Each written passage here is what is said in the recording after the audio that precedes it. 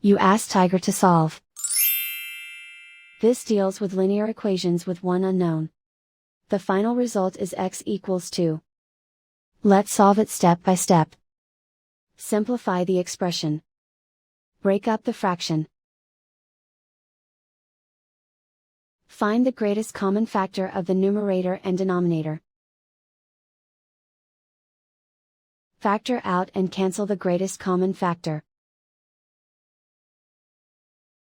Group all constants on the right side of the equation. Subtract 9/2 from both sides. Combine the fractions. Combine the numerators. Reduce the zero numerator. Simplify the arithmetic. Convert the integer into a fraction. Combine the fractions. Combine the numerators. Isolate the x. Multiply both sides by 4. Group like terms.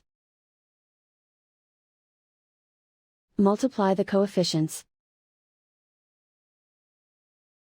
Simplify the fraction. Multiply the fractions.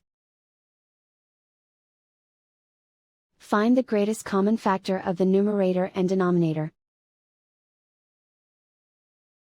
Factor out and cancel the greatest common factor.